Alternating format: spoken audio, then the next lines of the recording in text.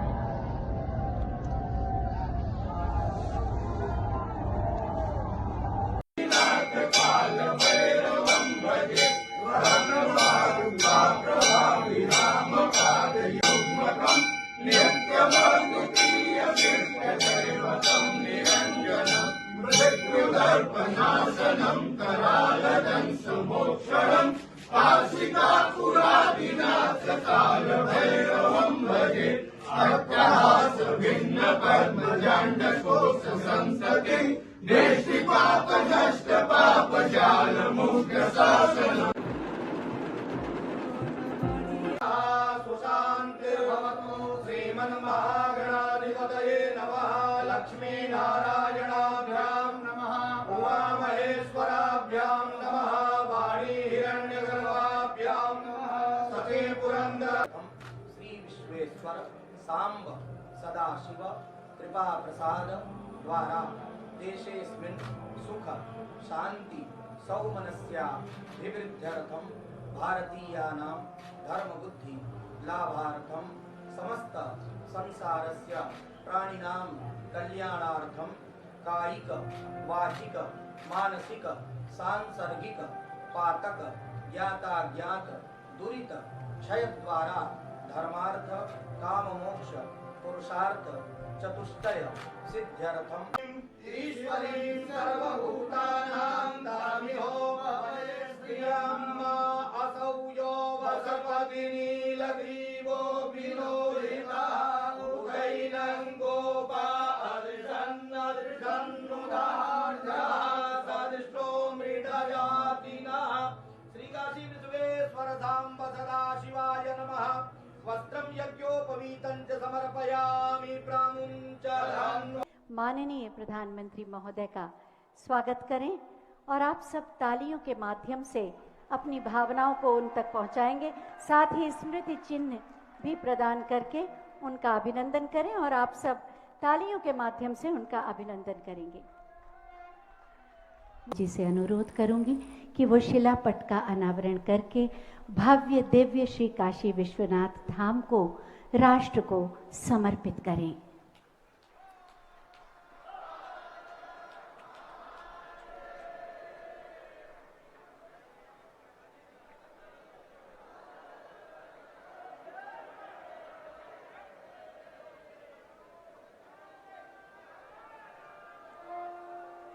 शिलापट का अनावरण और श्री काशी विश्वनाथ धाम राष्ट्र को समर्पित।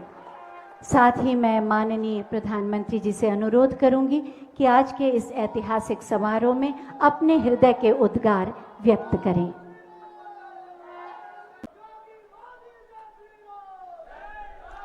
हर हर महादेव,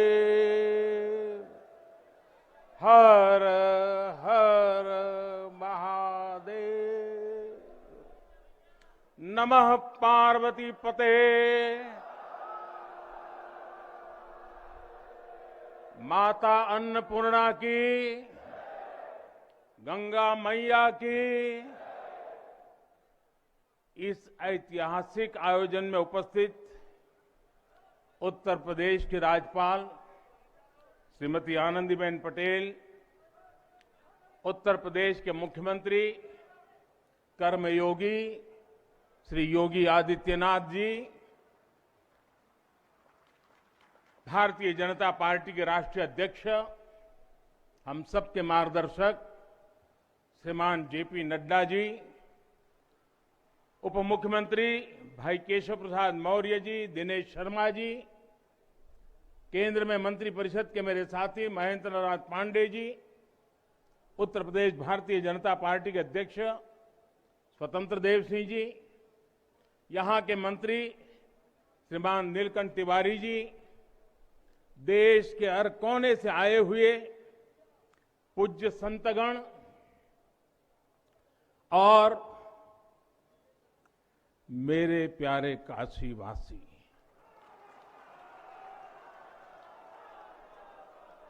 और देश विदेश से इस अवसर के साक्षी बन रहे सभी श्रद्धालु साथीगण, काशी के सभी बंधुओं के साथ बाबा विश्वनाथ के चरणों में हम शीश नवावत है। माता अन्नपूर्णा के चरणन का बार बार वंदन करत है। अभी मैं बाबा के साथ साथ नगर कोतवाल काल भैरव जी के दर्शन करके ही आ रहा हूं। देशवासियों के लिए उनका आशीर्वाद लेकर आ रहा हूं।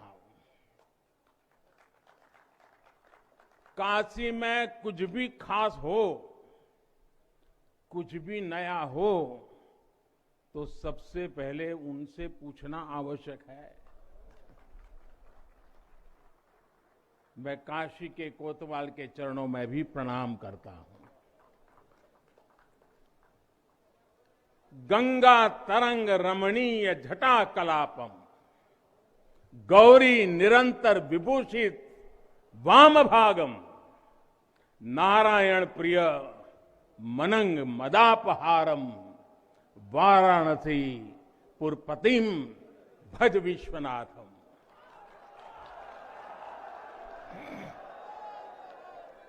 हम बाबा विश्वनाथ दरबार से देश दुनिया के उन श्रद्धालु जनन के प्रणाम करत है जो अपने अपने स्थान से इस महायज्ञ के साक्षी बनत होन। हम आप सब काशीवासी लोगन के प्रणाम करत है, जिनके सहयोग से इस शुभ घड़ी आयल है। हृदय गदगद है, मन आह्लादित है। आप सब लोगन के बहुत बहुत बधाई है।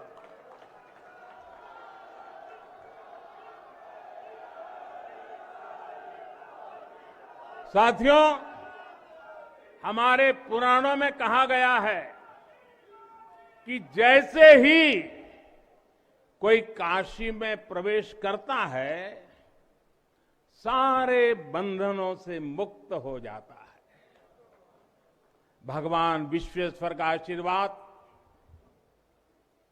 एक अलौकिक ऊर्जा यहां आते ही हमारे अंतर आत्मा को जागृत कर देती है और आज तो इस चीर चैतन्य काशी की चेतना में एक अलग ही स्पंदन है। आज आदि काशी की अलौकिकता में एक अलग ही आभा है। आज शाश्वत बनारस के संकल्पों में एक अलग ही सामर्थ्य दिख रहा है। हमने शास्त्रों में सुना है, जब भी कोई पुण्य अवसर होता है तो सारे तीर्थ, सारी देवीय शक्तियां बनारस में बाबा के पास उपस्थित हो जाती है। कुछ वैसा ही अनुभव आज मुझे बाबा के दरबार में आकर हो रहा है। ऐसा लग रहा है कि हमारा पूरा चेतन ब्रह्मांड इससे जुड़ा हुआ है। वैसे तो अपनी माया का विस्तार बाबा ही जाने, लेकिन जहां तक हमारी मानवीय दृष्टि जाती है, विश्वनाथ धाम के इस पवित्र आयोजन के इसे समय पर इस समय पूरा विश्व जुड़ा हुआ है। साथियों, आज भगवान शिव का प्रिय दिन सोमवार है। आज विक्रम संवत 2078 मार्गशीर्ष शुक्ल पक्ष 10वीं तिथि एक नया इतिहास रच रही है।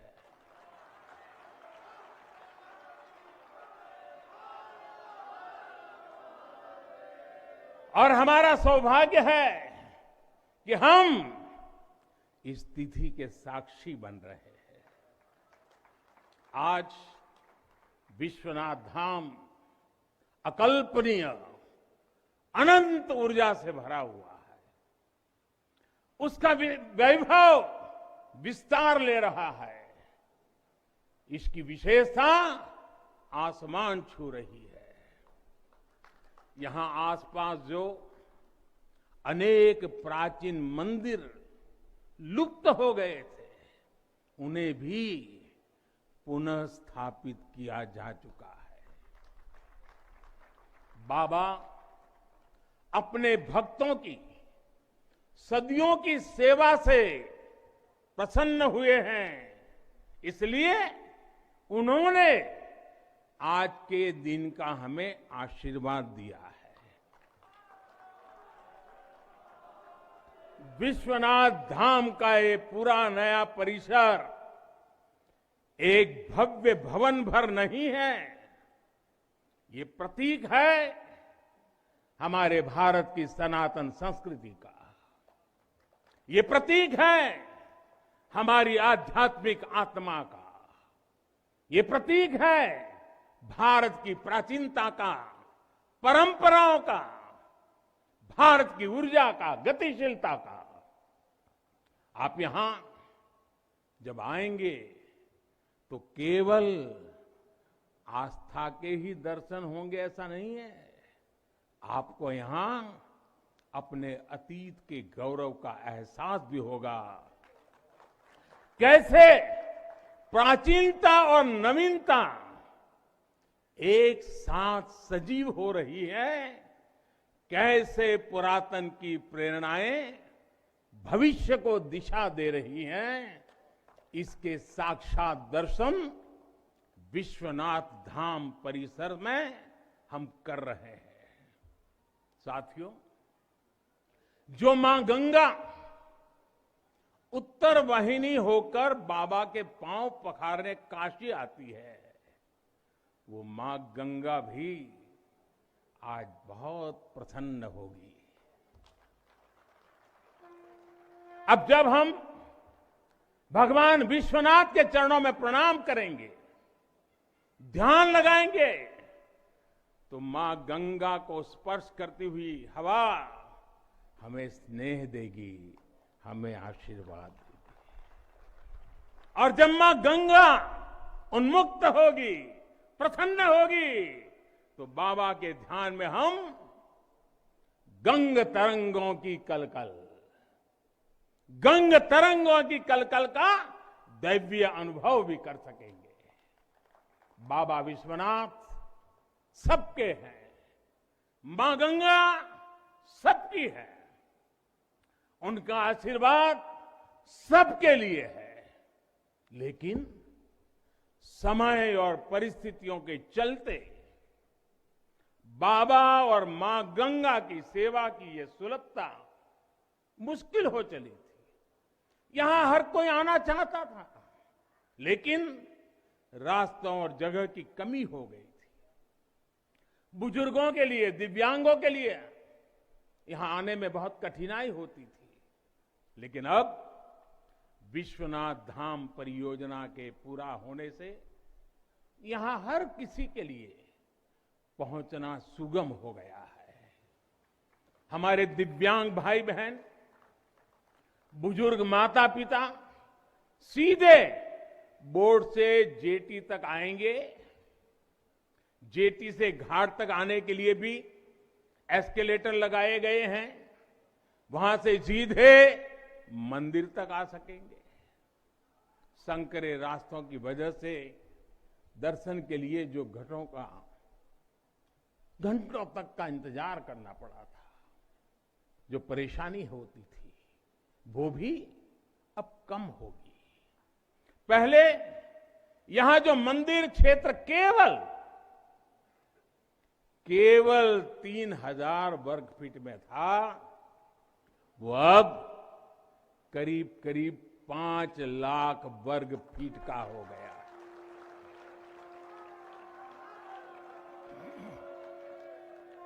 अब मंदिर और मंदिर परिसर में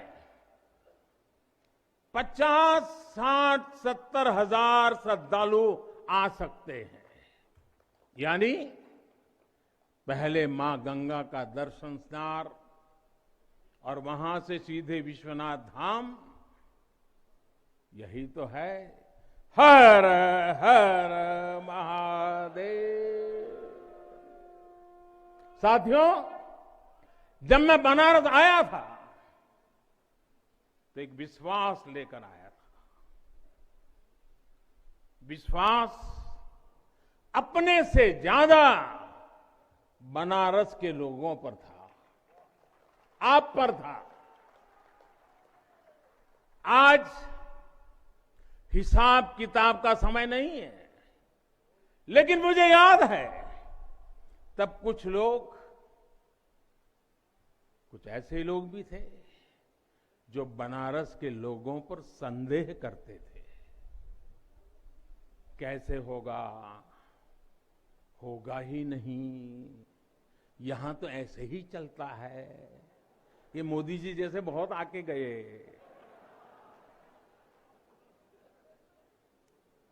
मुझे आश्चर्य होता था कि बनारस के लिए ऐसी ही धारणाएं बना ली गई थी, ऐसे तर्क दिए जाने लगे थे। ये जड़ता बनारस की नहीं थी, हो भी नहीं सकती थी।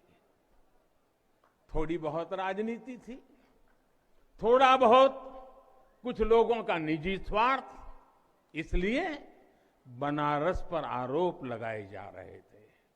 लेकिन काशी तो काशी है,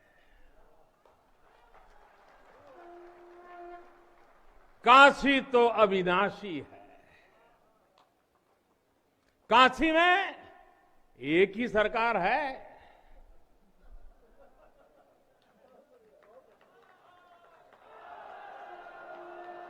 जिनके हाथों में डमरू है, उनकी सरकार है। जहां गंगा अपनी धारा बदलकर बहती हो, उस काशी को भला कौन रोक सकता है। काशी खंड में भगवान शंकर ने खुद कहा है,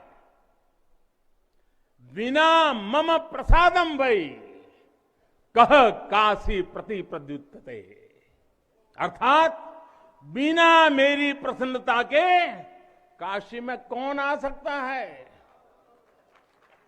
कौन इसका सेवन कर सकता है। काशी में महादेव की इच्छा के बिना न कोई आता है और न यहां उनकी इच्छा के बिना कुछ होता है। यहां जो कुछ होता है महादेव की इच्छा से होता है। ये जो कुछ भी हुआ है महादेव ने ही किया है।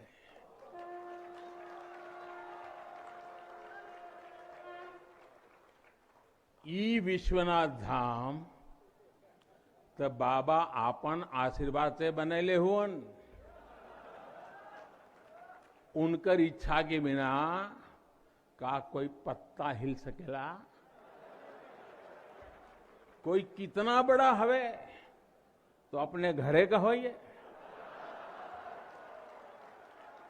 ऊ बोलिए तबे कोई आ सकेला, कुछ कर सकेला। साथियों, बाबा के साथ अगर किसी और का योगदान है तो वो बाबा के गणों का है।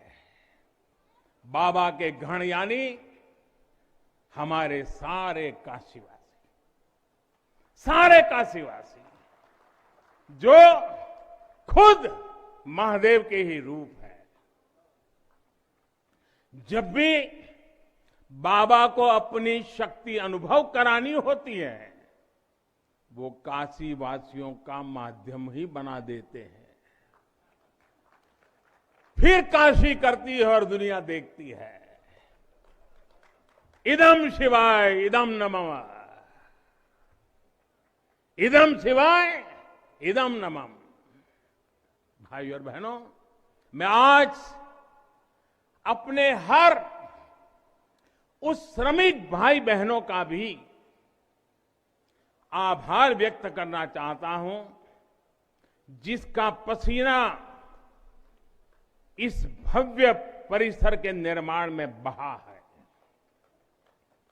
कोरोना के इस विपरीत काल में भी उन्होंने यहां पर काम रुकने नहीं दिया।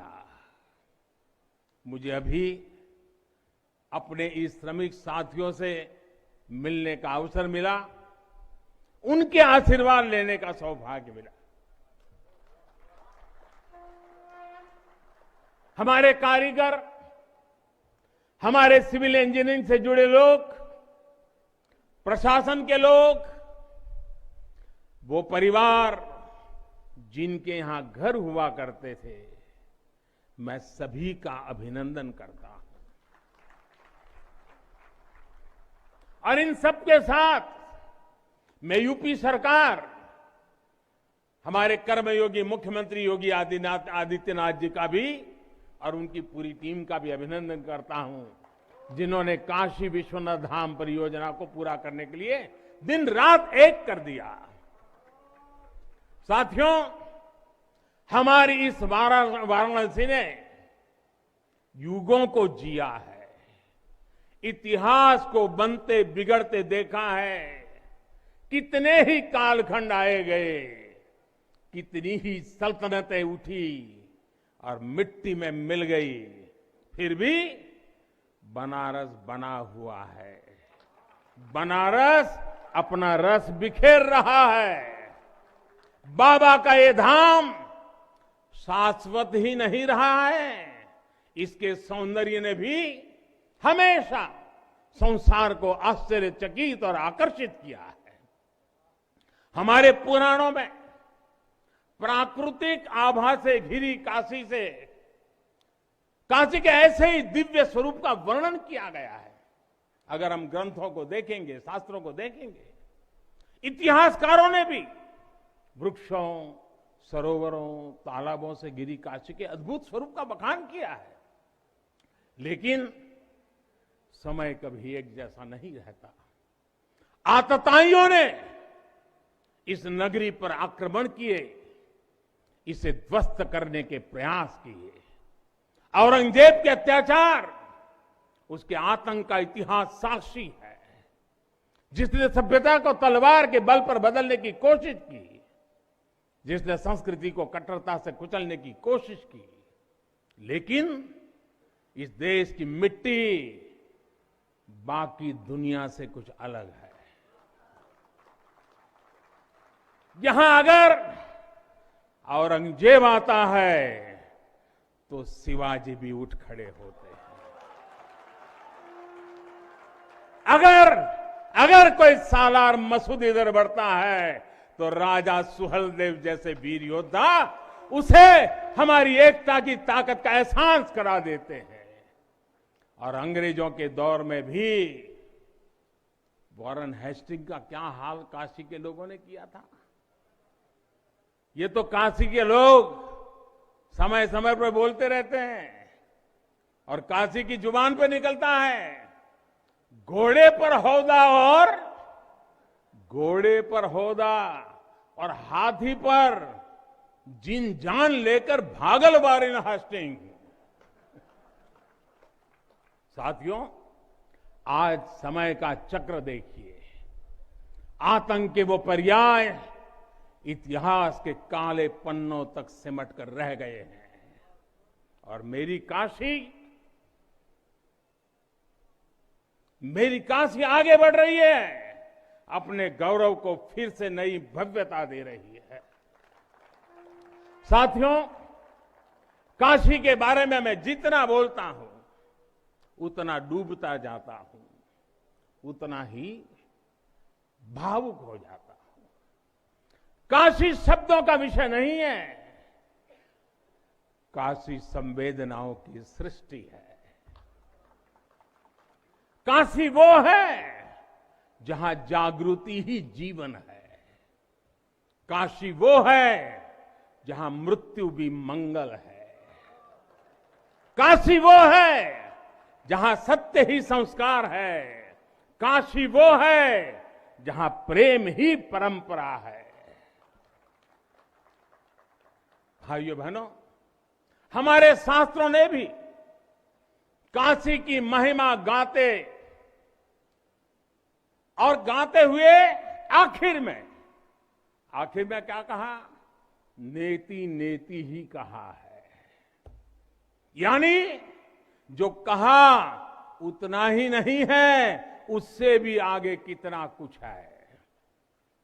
हमारे शास्त्रों ने कहा है, शिवम ज्ञायन इति ब्रूयो, शिवः शब्दार्थ चिंतका, अर्थात शिव शब्द का चिंतन करने वाले लोग शिव को ही ज्ञान कहते हैं।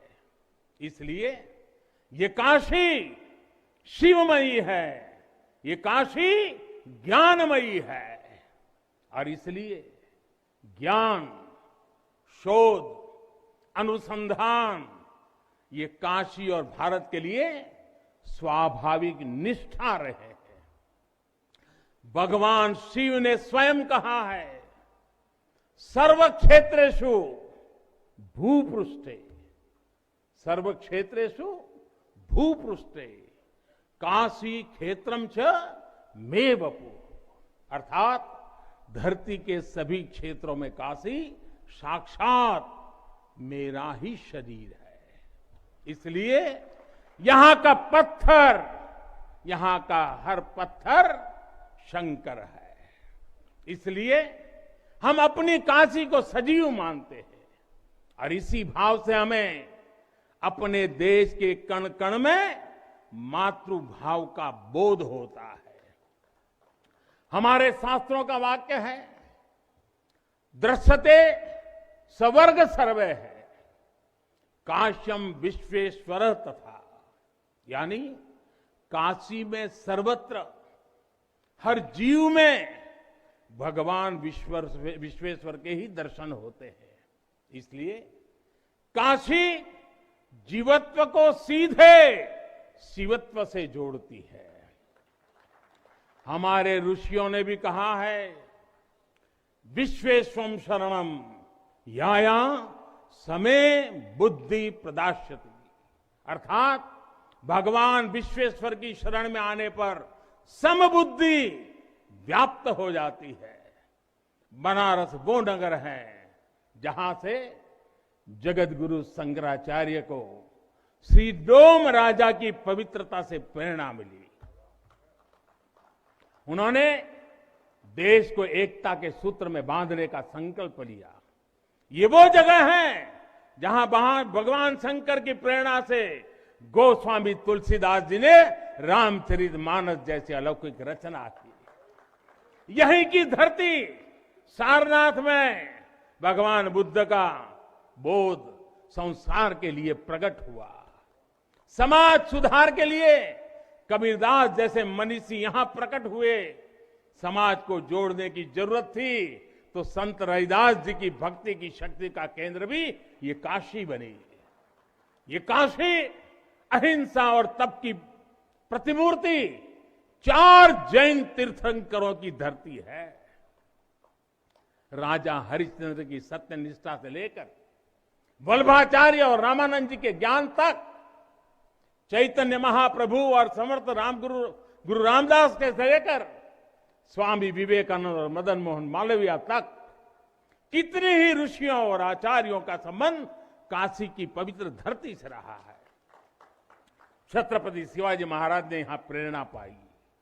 रानी लक्ष्मीबाई से लेकर चंद्रशेखर आजाद तक कितने ही सेनानियों की कर्मभूमि जन्मभूमि काशी रही है।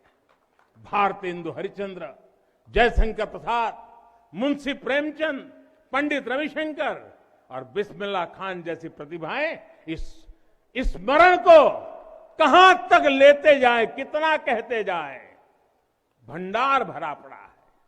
जिस तरह काशी अनंत है वैसे ही काशी का योगदान भी अनंत है। काशी के विकास में इन अनंत पुण्य आत्माओं की ऊर्जा शामिल है। इस विकास में भारत की अनंत परंपराओं की विरासत शामिल है। इसलिए हर मत मतांतर के लोग, हर भाषा वर्ग के लोग यहां आते हैं तो यहां से अपना जुड़ाव महसूस करते हैं। साथियों, काशी हमारे भारत की सांस्कृतिक, आध्यात्मिक, राजधानी तो है ही, ये भारत की आत्मा का एक जीवंत अवतार भी है। आप देखिए, पूरब और उत्तर को जोड़ती हुई यूपी में बसी ये काशी, यहां विश्वनाथ मंदिर को तोड़ा गया तो मंदिर का पुनर्निर्माण माता अहल्याबाई होलकर ने करवाया। जिनकी जन्मभूमि महाराष्ट्र थी, जिनकी कर्मभूमि इंदौर, माहेश्वर और अनेक क्षेत्रों में थी, उन माता अहल्याबाई होलकर को आज मैं इस अवसर पर नमन करता हूं। 200-250 साल पहले उन्होंने काशी के लिए इतना कुछ किया था। तब के बाद काशी के लिए इतना काम अब हुआ है। साथियों, बाबा विश्वनाथ मंदिर की आभा बढ़ाने के लिए पंजाब से महाराजा रणजीत सिंह ने 23 मण सोना चढ़ाया था। इसके शिखर पर सोना मढ़वाया था। पंजाब से पूज्य गुरु नानक देव जी भी काशी आए थे, यहां सत्संग किया था। दूसरे सिख गुरुओं का भी काशी से विशेष रिश्ता रहा था। पंजाब के लोगों ने काशी के पुनर्निर्माण के लिए दिल खोलकर दान दिया था। पूरब में बंगाल की रानी भवानी ने बनारस के विकास के लिए अपना सब कुछ अर्पण किया। मैसूर और दूसरे दक्षिण भारतीय राजाओं का भी बनारस के लिए बहुत बड़ा योगदान रहा है। एक ऐसा शहर है जहां आपको उत्तर, दक्षिण, नेपाली, लगभग हर तरह की शैली के मंदिर दिख जाएंगे। विश्वनाथ मंदिर इसी आध्यात्मिक चेतना का केंद्र रहा है और अब ये विश्वनाथ धाम परिसर अपने भव्य रूप में इस चेतना को और ऊर्जा देगा। साथियों, दक्षिण भारत के लोगों की काशी के प्रति आस्था, दक्षिण भारत का काशी पर और काशी का दक्षिण भारत पर प्रभाव हम सब भली भांति जानते हैं। एक ग्रंथ में लिखा है, तेनोपयाथेन कदाचनात् वाराणसीम पाप निवारणम आवादी वाणी बलिना सविष्यन विलोक्य लीला वासरे विलिप्ता। कन्नड़ भाषा में कहा गया है, यानी जब सदगुरु माधवाचार्य जी अपने शिष्यों के साथ चल रहे थे तो उन्होंने कहा था कि काशी के विश्वनाथ पाप का निवारण करते हैं। उन्होंने अपने शिष्यों को काशी के वैभव और उसकी महिमा के बारे में भी समझाया। साथियों, सदियों पहले की ये भावना निरंतर चली आ रही है। मां कवि सुब्रमण्यम भारती काशी प्रवास ने जिनके जीवन की दिशा बदल दी, उन्होंने एक जगह लिखा है, तमिल में लिखा है, काशी नगर पुलवर पेशुम उरई दान कांजी इल के पदर कोर खरूबी सेवोम। यानी काशी नगरी के संत कवि का भाषण कांचीपुर में सुनने का साधन बनाएंगे। काशी से निकला हर संदेश ही इतना व्यापक है कि देश की दिशा बदल देता है।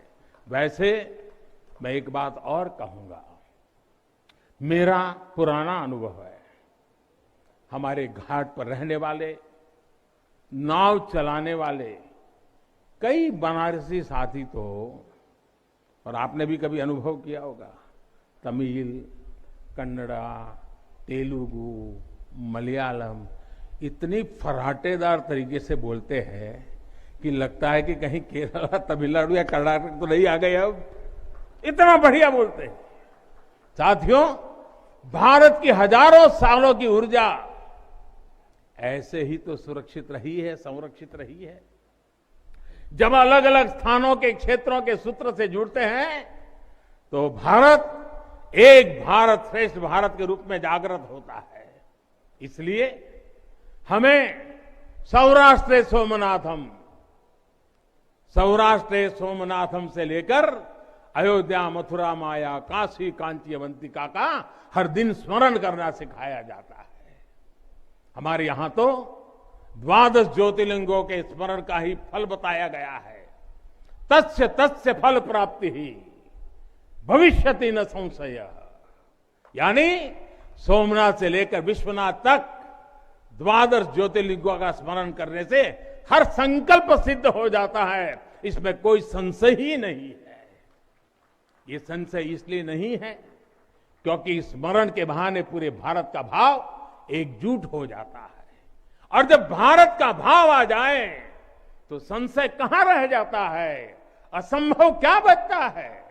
साथियों, ये भी सिर्फ संयोग नहीं है कि जब भी काशी ने करवट ली है, कुछ नया किया है, देश का भाग्य भी बदला है। बीते 7 वर्षों से काशी में चल रहा विकास का महायज्ञ आज एक नई ऊर्जा को प्राप्त कर रहा है। काशी विश्वनाथ धाम का लोकार्पण भारत को एक निर्णायक दिशा देगा, एक उज्जवल भविष्य की तरफ ले जाएगा। ये परिसर साक्षी है हमारे सामर्थ्य का, हमारे कर्तव्य का। अगर सोच लिया जाए, ठान लिया जाए तो असंभव कुछ भी नहीं है। हर भारतवासी की भुजाओं में वो बल है, हर भारतवासी की भुजाओं में वो बल है जो अकल्पनीय को साकार कर देता है। हम तब जानते हैं, हम तपस्या जानते हैं, देश के लिए दिन रात खपना जानते हैं। चुनौती कितनी ही बड़ी क्यों ना हो, हम भारतीय मिलकर उसे परास्त कर सकते हैं। विनाश करने वालों की शक्ति कभी भारत की शक्ति और भारत की भक्ति से बड़ी नहीं हो सकती। याद रखिए, जैसी दृष्टि से हम खुद को देखेंगे, वैसी ही दृष्टि से विश्व भी हमें देखेगा। मुझे खुशी है कि सदियों की गुलामी ने हम पर जो प्रभाव डाला था, जिस हीन भावना से भारत को भर दिया गया था, अब आज का भारत उससे बाहर निकल रहा है। आज का भारत सिर्फ सोमनाथ मंदिर का सौंदर्यीकरण ही नहीं करता, बल्कि समंदर में हजारों किलोमीटर ऑप्टिकल फाइबर भी बिछा रहा है।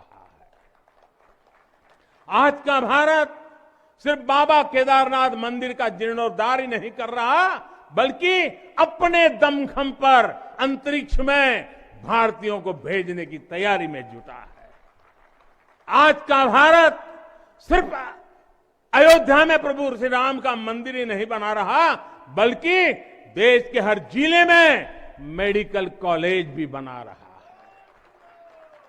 आज का भारत सिर्फ बाबा विश्वनाथ धाम को भव्य रूप ही नहीं दे रहा, बल्कि गरीब के लिए करोड़ों पक्के घर भी बना रहा है।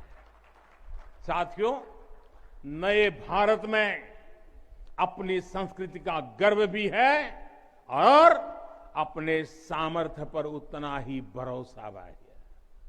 नए भारत में विरासत भी है और विकास भी है।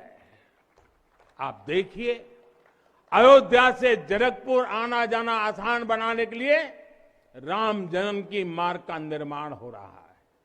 आज भगवान राम से जुड़े स्थानों को रामायण सर्किट से जोड़ा जा रहा है और साथ ही रामायण ट्रेन चलाई जा रही है।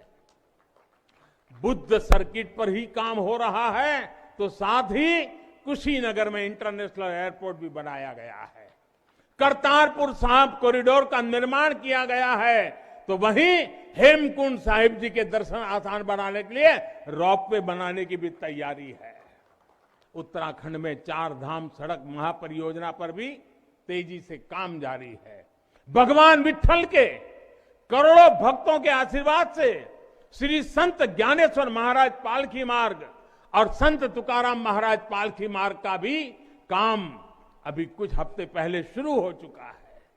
साथियों, केरला में गुरुवायूर मंदिर हो या तमिलनाडु में कांचीपुरम वेलंकानी, तेलंगाना का जोगलांबा देवी मंदिर हो या फिर बंगाल का बेलूर मठ, गुजरात में द्वारका जी हो या फिर अरुणाचल प्रदेश का परशुराम कुंड, देश के अलग अलग राज्यों में हमारी आस्था और संस्कृति से जुड़े ऐसे अनेकों पवित्र स्थानों पर पूरे भक्ति भाव से काम किया गया है, काम चल रहा है। भाइयों और बहनों, आज का भारत अपनी खोई हुई विरासत को फिर से संजो रहा है। यहां काशी में तो माता अन्नपूर्णा खुद विराजती है। मुझे खुशी है कि काशी से चुराई गई मां अन्नपूर्णा की प्रतिमा 1 शताब्दी के इंतजार के बाद, 100 साल के बाद अब फिर से काशी में स्थापित की जा चुकी है। माता अन्नपूर्णा की कृपा से कोरोना के कठिन समय में देश ने अपने अन्न भंडार खोल दिए। कोई गरीब भूखा न सोए, इसका ध्यान रखा। मुफ्त राशन का इंतजाम किया। साथियों, जब भी हम भगवान के दर्शन करते हैं, मंदिर आते हैं, कई बार ईश्वर से कुछ मांगते हैं, कुछ संकल्प लेकर भी जाते हैं। मेरे लिए तो जनता जनार्दन ईश्वर का रूप है। मेरे लिए हर भारतवासी ईश्वर का ही अंश है। जैसे सब लोग भगवान के पास जाकर के मांगते हैं, जब मैं आपको भगवान मानता हूं, जनता जनार्दन को ईश्वर का रूप मानता हूं, तो मैं आज आपसे कुछ मांगना चाहता हूं। मैं आपसे कुछ मांगता हूं। मैं आपसे अपने लिए नहीं, हमारे देश के लिए 3 संकल्प चाहता हूं। भूल मत जाना, 3 संकल्प चाहता हूं और बाबा की पवित्र धरती से मांग रहा हूं।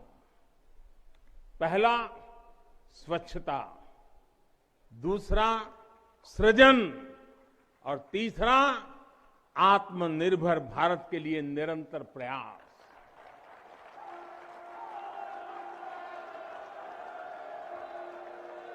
स्वच्छता जीवन शैली होती है, स्वच्छता अनुशासन होती है। ये अपने साथ कर्तव्यों की एक बहुत बड़ी श्रृंखला लेकर आती है। भारत चाहे जितना ही विकास करे, स्वच्छ नहीं रहेगा तो हमारे लिए आगे बढ़ पाना मुश्किल होगा। इस दिशा में हमने बहुत कुछ किया है, लेकिन हमें अपने प्रयासों को और बढ़ाने होंगे। कर्तव्य की भावना से भरा आपका एक छोटा सा प्रयास देश की बहुत मदद करेगा। यहां बनारस में भी, शहर में, घाटों पर स्वच्छता को हमें एक नए स्तर पर लेकर जाना है। गंगा जी की स्वच्छता के लिए उत्तराखंड से लेकर बंगाल तक कितने ही प्रयास चल रहे हैं। नमामि गंगे अभियान की सफलता बनी रहे, इसके लिए हमें सजग होकर काम करते रहना होगा। साथियों, गुलामी के लंबे कालखंड में हम भारतीयों का आत्मविश्वास ऐसा तोड़ा कि हम अपने ही सृजन पर विश्वास खो बैठे। आज हजारों वर्ष पुरानी इस काशी से मैं हर देशवासी का आह्वान करता हूं, पूरे आत्मविश्वास से सृजन करिए, इनोवेट करिए, इनोवेटिव तरीके से करिए। जब भारत का युवा कोरोना के इस मुश्किल काल में सैकड़ों स्टार्टअप बना सकता है, इतनी चुनौतियों के बीच 40 से ज्यादा यूनिकॉर्न बना सकता है, वो भी ये दिखाता है कुछ भी कर सकता है। आप सोचिए, एक यूनिकॉर्न यानी स्टार्टअप करीब करीब 7 हजार करोड़ रुपए से भी ज्यादा का है और पिछले 1-1.5 साल में बना है। इतने कम समय में यह अभूतपूर्व है। हर भारतवासी जहां भी है, जिस भी क्षेत्र में है, देश के लिए कुछ नया करने का प्रयास करेगा, तभी नए मार्ग मिलेंगे, नए मार्ग बनेंगे और हर नई मंजिल पाकर रहेंगे। भाइयों और बहनों, तीसरा एक संकल्प जो आज हमें लेना है वो है आत्मनिर्भर भारत के लिए अपने प्रयास बढ़ाने का। ये आजादी का अमृत काल है। हम आजादी के 75वें साल में है। जब भारत 100 साल की आजादी का समारोह बनाएगा, तब का भारत कैसा होगा, इसके लिए हमें अभी से काम करना होगा। और इसके लिए जरूरी है हमारा आत्मनिर्भर होना। जब हम देश में बनी चीजों पर गर्व करेंगे, जब हम लोकल के लिए वोकल होंगे, जब हम ऐसी चीजों को खरीदेंगे जिसे बनाने में किसी भारतीय का पसीना बहा हो, तो इस अभियान को मदद करेंगे। अमृत काल में भारत 130 करोड़ देशवासियों के प्रयासों से, सबके प्रयासों से आगे बढ़ रहा है। महादेव की कृपा से, हर भारतवासी के प्रयास से हम आत्मनिर्भर भारत का सपना सच होता देखेंगे। इसी विश्वास के साथ मैं बाबा विश्वनाथ के, माता अन्नपूर्णा के, काशी कोतवाल के और सभी देवी देवताओं के चरणों में एक बार फिर प्रणाम करता हूं। इतनी बड़ी तादाद में देश के अलग अलग कोने से पूज्य संत महात्मा पधारे हैं। यह हमारे लिए, मुझ जैसे एक सामान्य नागरिक के लिए यह सौभाग्य की पल है। मैं सभी संतों का, सभी पूज्य महात्माओं का सर झुका करके हृदय से अभिनंदन करता हूं, प्रणाम करता हूं। मैं आज सभी काशीवासियों को, देशवासियों को फिर से बधाई देता हूं, बहुत बहुत शुभकामनाएं देता हूं। हर हर महादेव, हर हर महादेव, हर हर महादेव।